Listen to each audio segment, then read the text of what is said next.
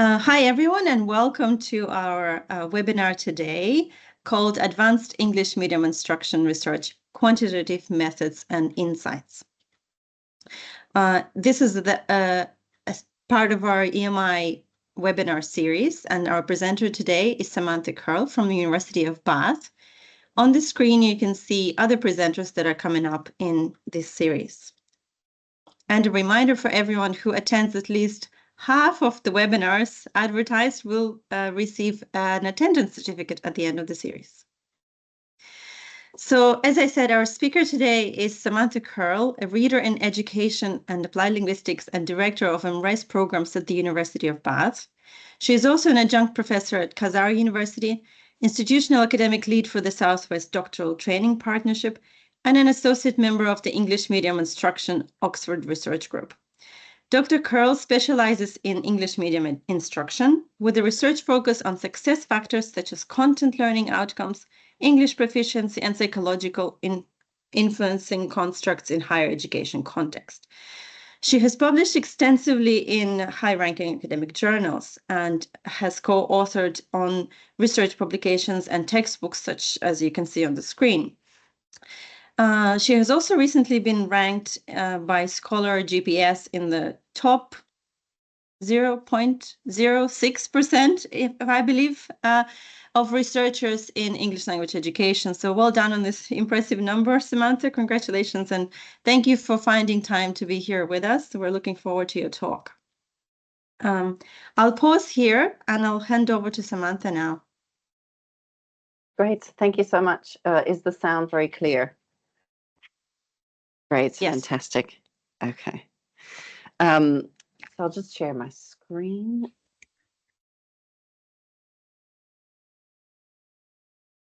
Can you see the presented slides? Yes. Okay, great. Great, so good morning, everybody, and thank you so much for being here today. I'm very excited to be here presenting. Thank you for the wonderful introduction. So the title of today's talk is Advancing English Medium Instruction Research, Quantitative Methods and Insights. And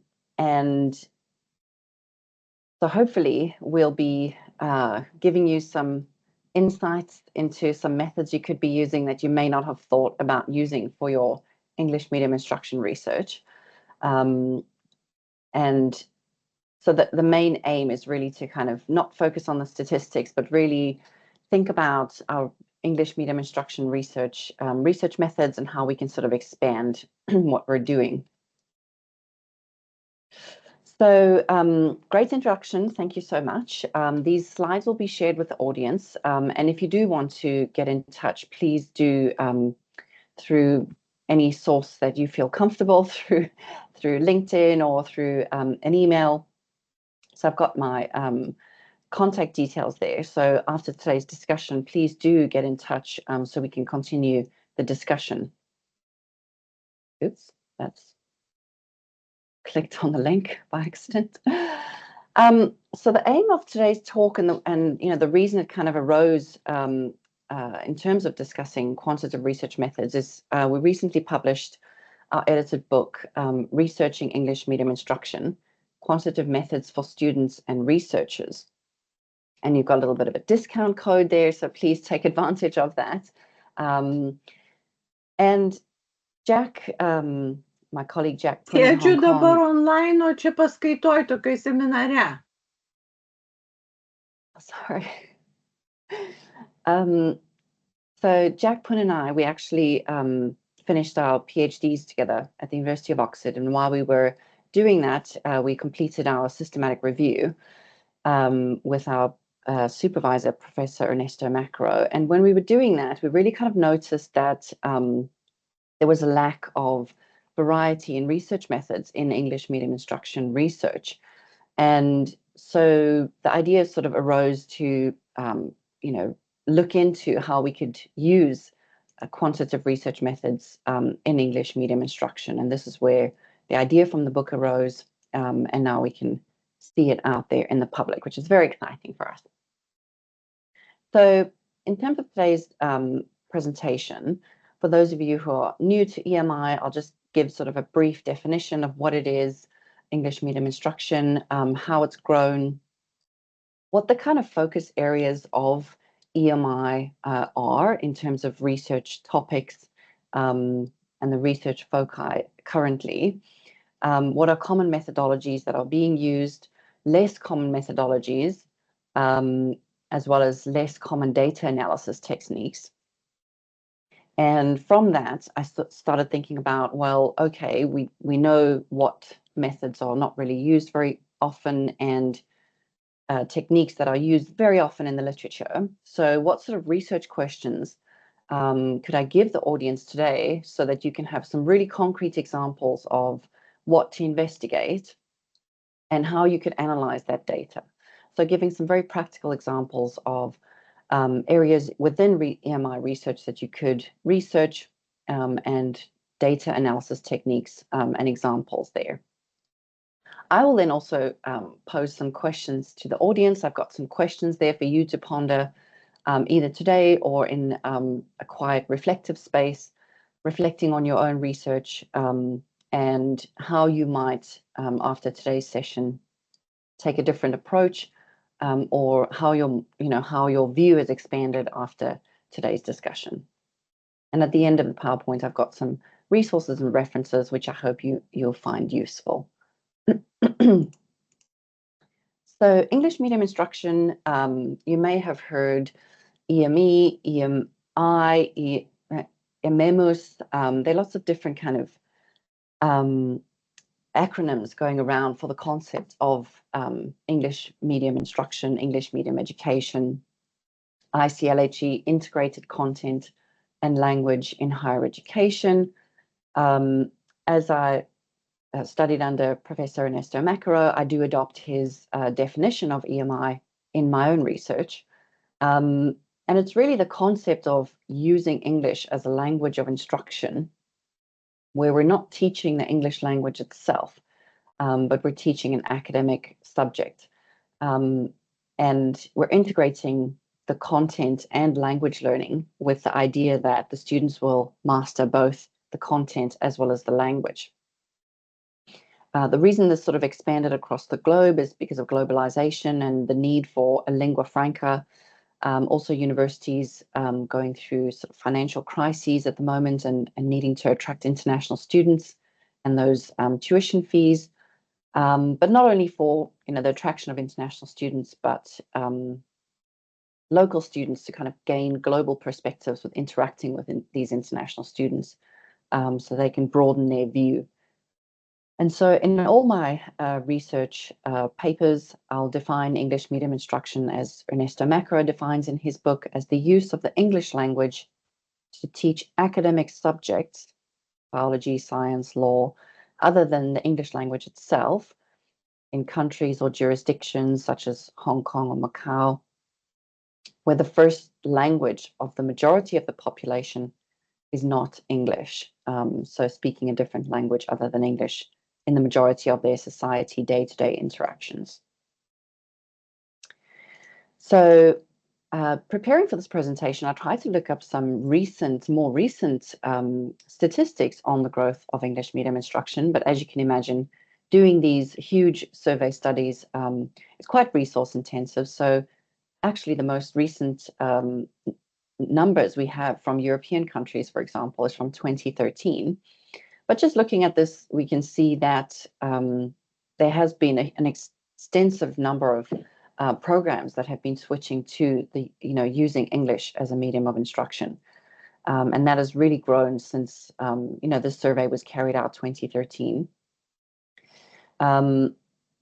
Professor Amy Tue actually gave a presentation at the end of February. And a lot of countries are now thinking about it critically in terms of, blanketly adopting EMI. And in countries such as China, there's actually a push to reduce the number of programs being taught through EMI, simply because of all the challenges that students as well as academics are facing in higher education, particularly grappling with teaching academic content, for example, engineering or economics through English. So It's very contentious, the use of EMI, both in terms of identity, cultural ramifications, and how students view that. It brings up a lot of challenges in terms of switching simply to the using English, particularly also with the pedagogy, so the way we are teaching.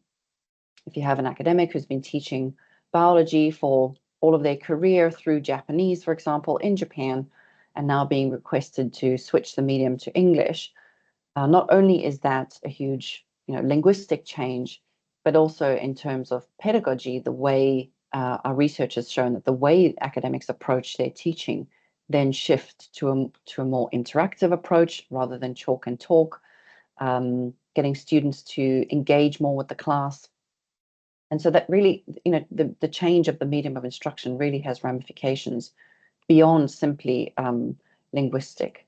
So in terms of the focus areas of research, in a recent analysis of the literature, Wu and Tai kind of give us an idea of what areas are being studied: social justice, transnational higher education, bilingualism, policy, conversation analysis, translanguaging, classroom interaction, teacher development, identity, globalization, teacher beliefs, student beliefs, attitudes, code switching, and motivation.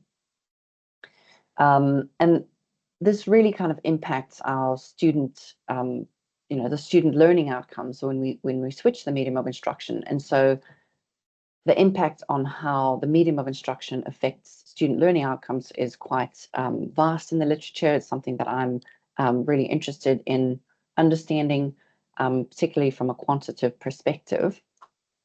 Language proficiency development as well, as often the rationale of adopting EMI is to improve language proficiency.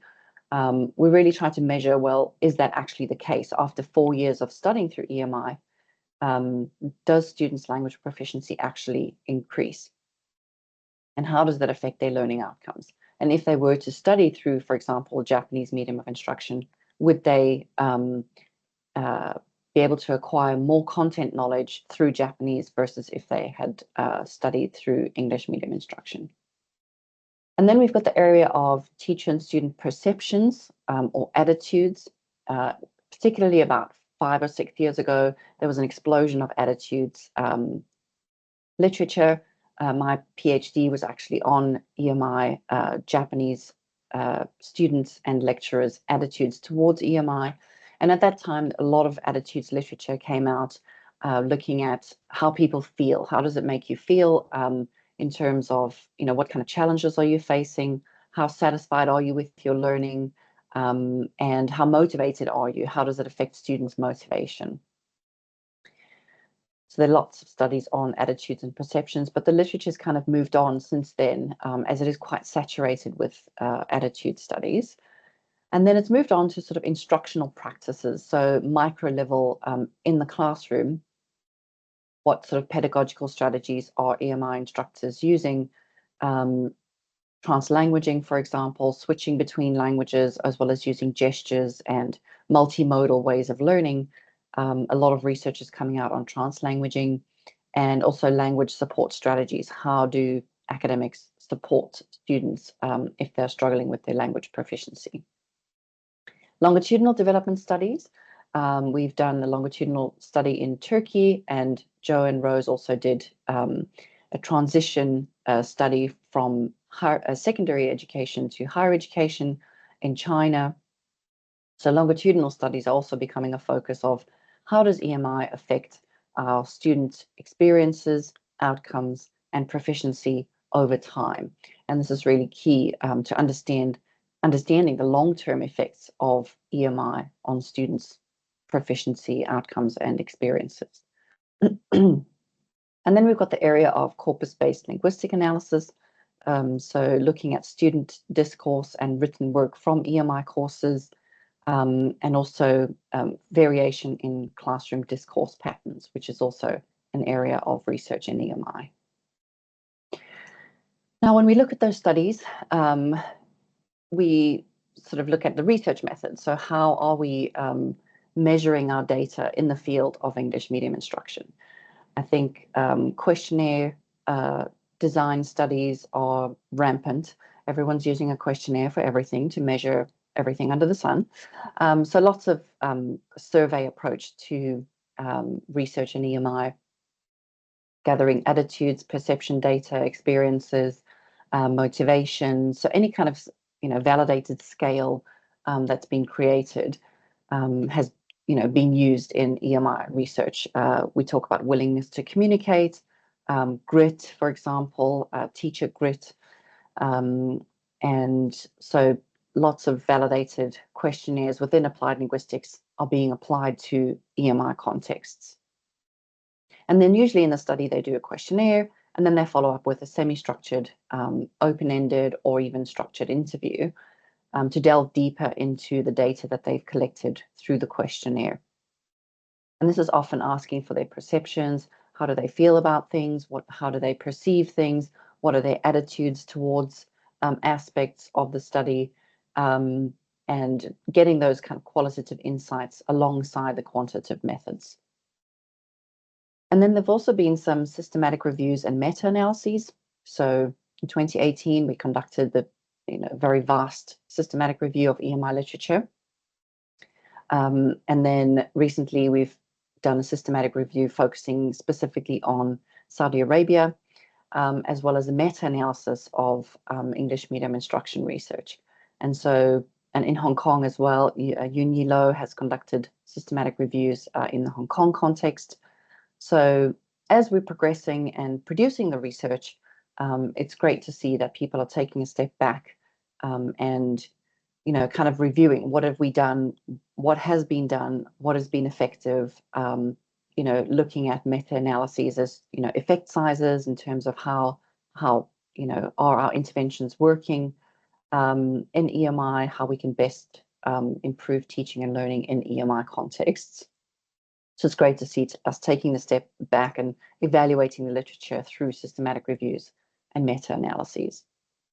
And then corpus-based analysis is often widely used research methodology looking at linguistic features and discourse patterns in EMI classrooms.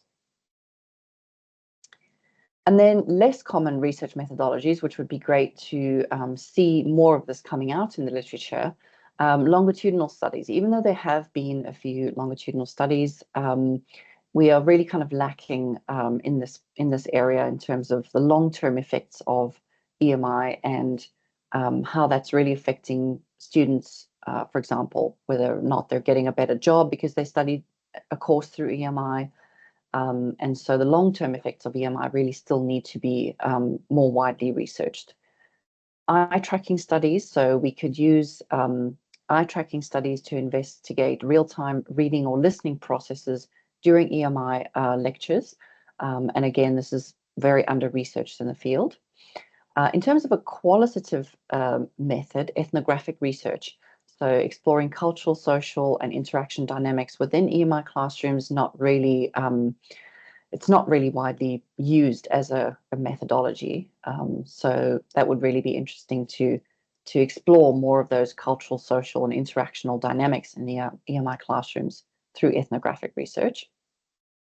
And then Q methodology, which explores participants' subjective viewpoints systematically using quantitative analysis of qualitative data. And so this would be really useful in terms of further getting a different way of exploring participants' viewpoints within EMI and see what kind of challenges that they're experiencing and how we can enhance their experience while they're learning through EMI. Social network analysis. So that's the analysis of interactional patterns and social relationships between EMI learners and teachers.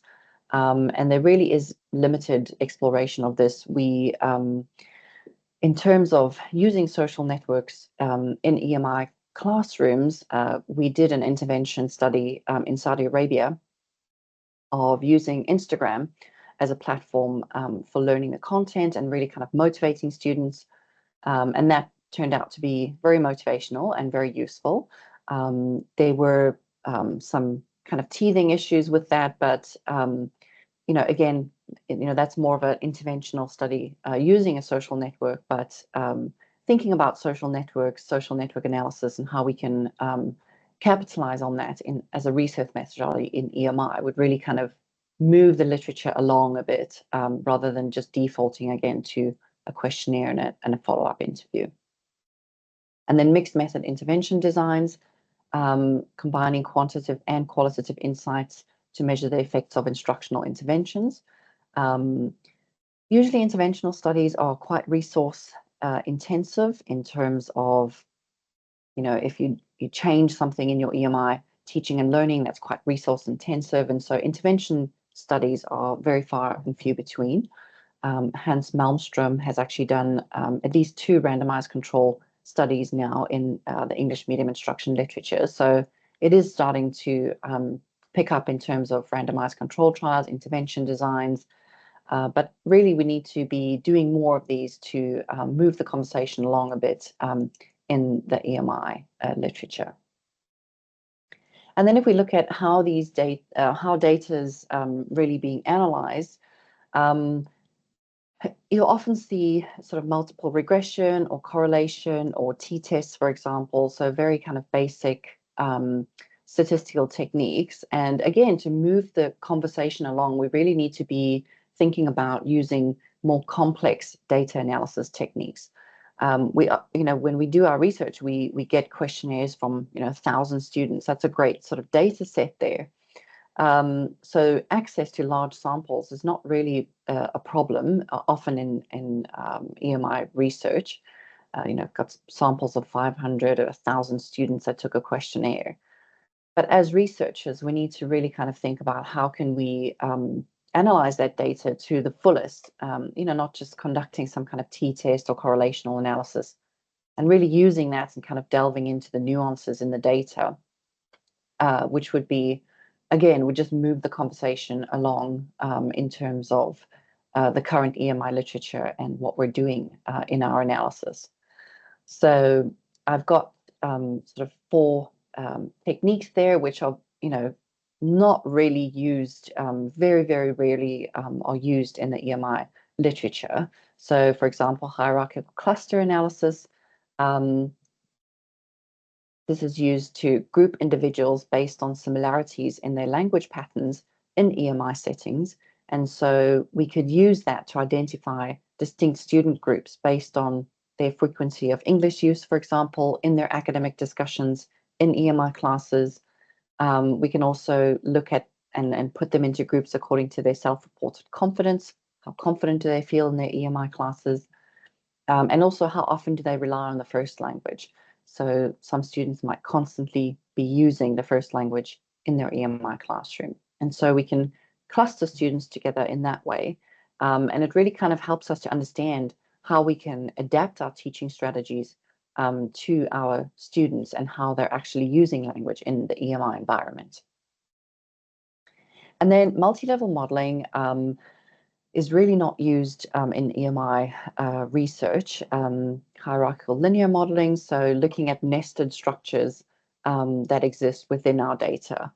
So looking at students within classes, certain grades, or looking at across universities, also cross-institutional comparative studies, very few of those, cross geographical studies as well, comparing different studies. This would be really great in terms of getting to those nested structures of students within classes, students within certain types of subjects, STEM subjects or social science subjects, and then students within those universities, types of universities, for example, that could also be a nested structure, private universities versus government universities. So just thinking outside the box in terms of how we can use our data to conduct these kind of multi-level models would be great. And we could even do that within, the individual student proficiency level, and then the classroom level language policy or the proficiency of the entire classroom, and how that influences EMI learning could also be a nested structure. So just thinking about how our data is nested within the data set we've already got. It's just more kind of thinking outside the box a bit, rather than totally changing, the way we do our research and the way we collect our data, possibly. Not huge changes need to be made. It's more sort of thinking outside the box and moving the literature along in terms of what types of research questions we're investigating.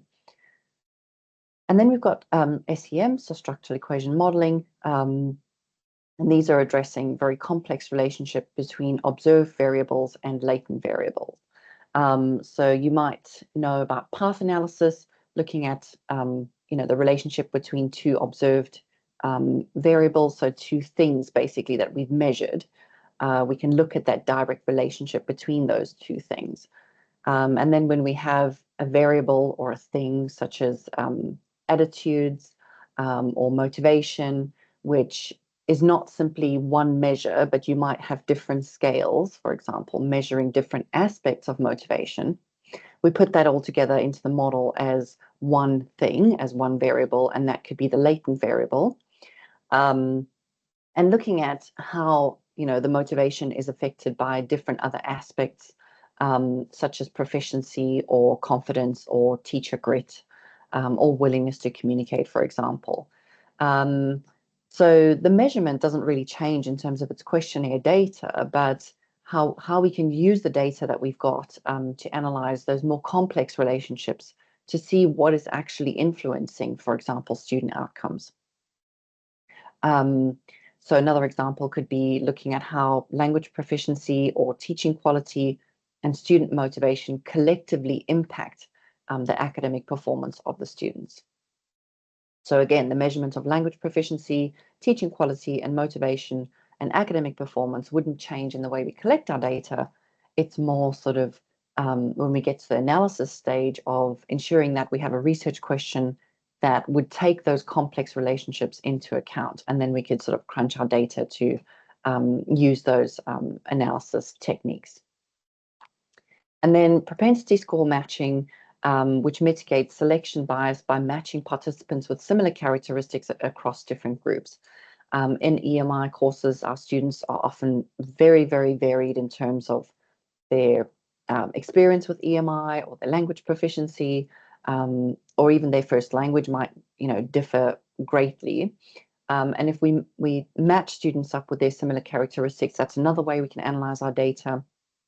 For example, comparing academic outcomes between students in EMI programs versus those in a native native language instruction, but accounting for example, academic achievement and, for example, socioeconomic status, and how does that then affect students' EMI outcomes. So moving on to some practical examples, and all these words, variables, latent variables, don't worry about that. When it comes to statistics and quantitative research methods, it is definitely, a different language that we need to learn. And these words that we're learning, this new language that we're learning, are really kind of concepts that, words that are representing concepts within statistics and quantitative methods. But as I say to my students and when I'm teaching R, for example, you don't have to know everything about everything. What you do need to know is your research question. So what is your research question? And within that, what sort of things are you looking at in terms of the relationship between those things, those variables? What aspects are you looking at that you want to look at the relationship between them? We need to also remember that I'm focusing here today on inferential statistics, which is looking at, correlationing, doing a correlation in our data sets and crunching our numbers to look at the relationship there in terms of finding a significant or non-significant relationship. But that doesn't have to, that's not always going to be appropriate for your research question.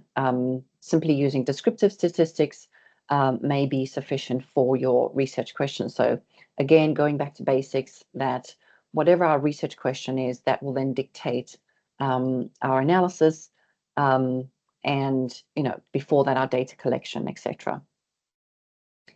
But just to sort of think a bit about how we can possibly use more sort of intermediate or advanced quantitative analysis techniques, I've given some practical examples here. So for example, in ANOVA, if you're looking at teaching methodologies and your research question is, are there significant differences in student academic performance among groups exposed to different EMI teaching methodologies?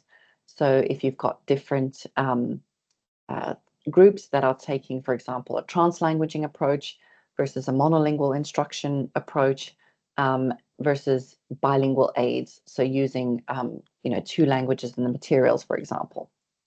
And then you might want to look at how these methodologies affect student academic performance. Your teaching methodology would be, your independent variable would be your teaching methodology, so your translanguaging, monolingual, bilingual approach. And then your dependent variable would be your academic performance. Again, independent variable, dependent variable, we're learning a new language, right? So the independent variable, I always think about it as something like stuck. It doesn't change in my analysis. It's not going to be the thing that changes. So they either took a translanguaging approach, they either took the monolingual approach, or the student either experienced the bilingual use of aids. So the methodology they experience doesn't change within my analysis, right? What I'm looking at the change in is, according to that methodology, how did their performance change?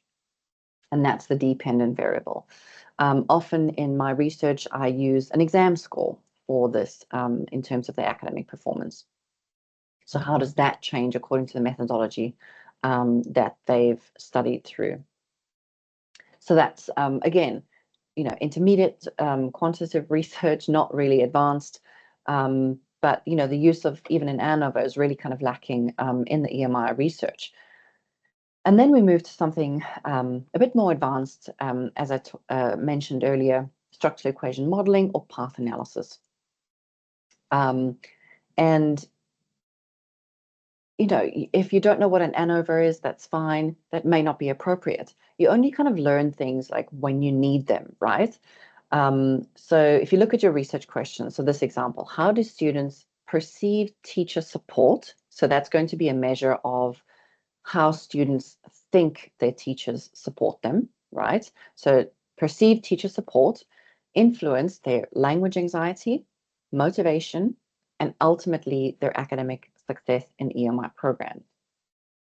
So again, the measure is quite straightforward. We might have a questionnaire to measure students' perceived teacher support. We could have a different questionnaire for measuring language anxiety. There are validated questionnaires on language anxiety. Motivation, definitely validated questionnaires on that. And then academic success could be a measure of their GPA or their outcome score from their EMI program. And so, again, we need to take a step back and say, okay, what is going to be the thing that changes in our model? So what changes? The thing that changes will be their academic success and their motivation. For example, if I want to look at how their teacher perceived support affects their academic success, the teacher support is the thing that doesn't move, that's independent, that stays the same. And the academic success will be then the thing that changes in my model. I want to see how the teacher support affects the academic success and motivation. And then we've got a measure of language anxiety, but I'm not really looking at how this affects academic success because we've got a lot of research that the more anxious a student is, the less successful they are. And so you may not be looking at that as a dependent variable, more as a moderator. So we've got, something else which is affecting this relationship between teacher support and academic success. And this is the moderator, is the measure of language anxiety. And so we can see how, yes, there's a relationship between teacher support and academic success. So the more supportive teachers are, the more successful students are, and the more motivated they are. But if they're a very anxious person, for example, or they have a high level of anxiety, that again will affect their outcomes and their motivation. And so we can see how, when we just think outside the box a bit, we've got the same data, but we're thinking about how we can model this and take these relationships into account, these kind of nuanced relationships into account, where we may not have really thought about that in the past in EMI literature. And then I've got a couple of more examples here. So hierarchical cluster analysis, you could look at student language use in EMI contexts. So the research question could be, can EMI students be grouped into distinct clusters based on their language use patterns in academic settings? And so what would you measure? You would measure the frequency of English use in class.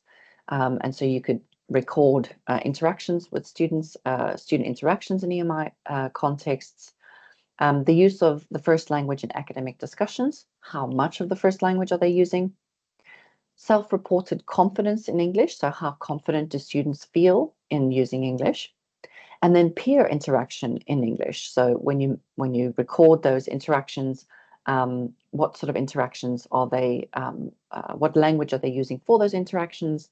Is it the first language or English? And then the dependent variable would be the group membership, so distinct clusters of students based on language use. That's the thing that changes, because each student will then use the first language to a different extent, be more confident in English to a different extent. And so we could group students based on similarity in language use patterns to understand, for example, their different adaptation strategies that they might use. And then you could have another measure of how they, what strategies they might use to learn through EMI. And when we look at the data of how much of the first language they're using, they might just be using the first language as a strategy to help them in their EMI studies. So that's just another example of how we might use another type of analysis technique.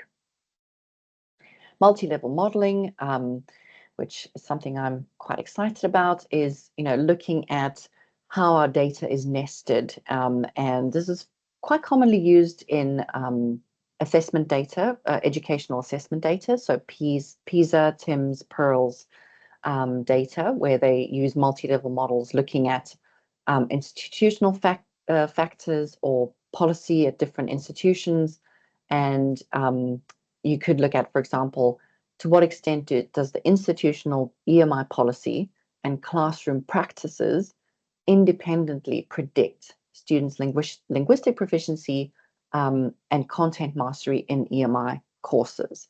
And so you have different levels of measurements and how your data is nested. The first is institutional level. Your independent variable would be the policy. So first of all, do they have a policy? That's another discussion. But we'd look at the policy as the first level, the second level, and then going down the first level would be the classroom level, classroom teaching practices. So what is happening in the classroom?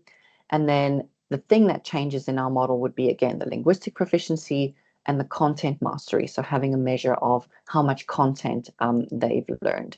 And then a potential moderator could be, for example, the teacher experience. So how long has a teacher been teaching? Or the class size. As we know, class size really affects the classroom practices when we're teaching, whether it's through EMI or not, but class size would definitely be a factor there. And then we've got latent class analysis, looking at teacher attitude towards EMI. So we could ask the question, are there distinct subgroups of EMI teachers based on their attitudes towards EMI and their instructional challenges that they face? So again, we could have a measure of our independent variables, teachers' attitudes towards the EMI policy. Are they more positive or more negative towards using EMI? Self-perceived language proficiency, so how confident or how proficient does the teacher perceive themselves to be? How comfortable do they feel with EMI teaching strategies, adopting certain teaching strategies, use of the first language in the classroom? And those would be the things that that don't change in the model. And then what does change is the latent class membership. So then from that data, we would then classify teachers into different profiles. And from that, we can really see where the hidden subgroups of EMI teachers are and what sort of teachers are adopting what type of strategies in EMI classrooms. So latent class analysis could be another approach that we take in our data analysis.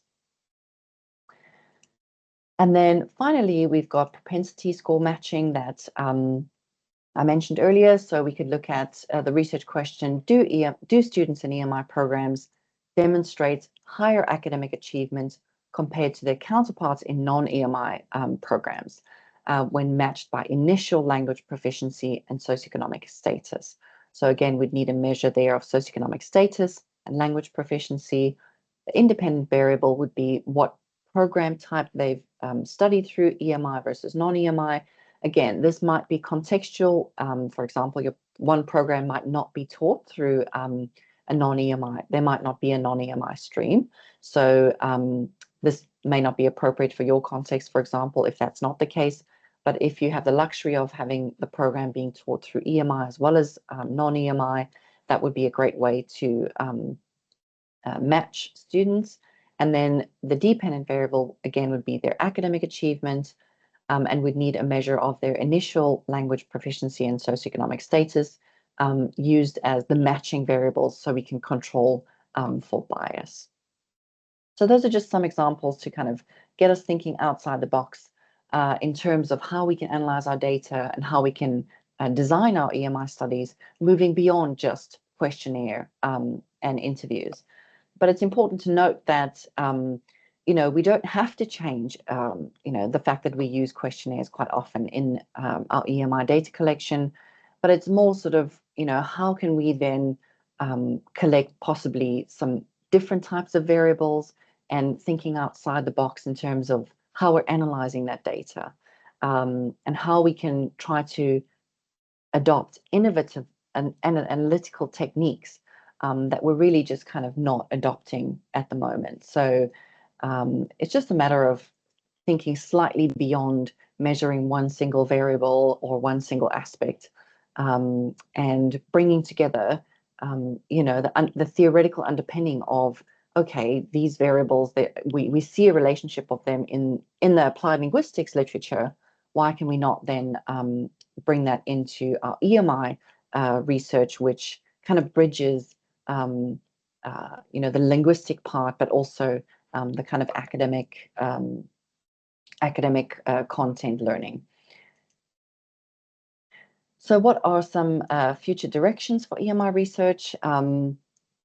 Just to kind of summarize, more longitudinal studies, more intervention research, and comparative studies across countries as well as contexts.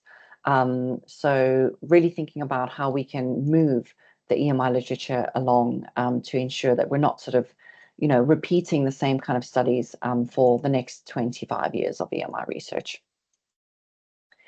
So some key takeaways is to really kind of think about our research design and how we might adopt different types of quantitative methodologies, different types of research questions that we might ponder in terms of not just simply measuring one aspect, but thinking about how these aspects interrelate with other aspects, anxiety, motivation, self-efficacy, getting a measure of these and thinking about how we can analyze our data to use those aspects as moderators or mediators. So the next step as an EMI researcher would really just to think about what you're really interested in researching, and if there's any kind of suitable quantitative methodology or technique that you could adapt or adopt in your research, would be really great to just kind of, move the literature along. And then I've got some reflective questions here for you to ponder in terms of what methodology are you taking? Is there a way that when you design your study, you could take a less common approach? Again, thinking about what data I'm going to collect, think a bit ahead, how am I going to analyze that data? And really integrating those nuanced techniques so that you can look at the relationships between those variables. What kind of practical implications does your research have? What are your analytical choices? What are your constructs? What are your variables? What are you actually measuring? And then of thinking about scope and depth. This is always a debate we have in quantitative research is, how much of a surface value do we want to gather? So, academic success is a GPA score. Is that sufficient for you in terms of measuring students' academic success. Ethical considerations, not to mention if we're taking an ethnographical approach, for example, or propensity score matching, we definitely need to do our research in an ethical manner. The research impact, think about your methodology, but always remember that we need to kind of fill these research gaps in the EMI literature to really kind of broaden the kind of research we're doing, the kind of analytical techniques we're taking, and really kind of, grow the literature a bit. So thank you so much for listening. That was really exciting. I had to rush there towards the end. Apologies for that, but I think I got through most of it. These slides will be shared with the audience, obviously. And at the end, I've got loads of resources and references there for you. So please do take a look, scroll through that, and I hope that was you found that very useful. Thank you.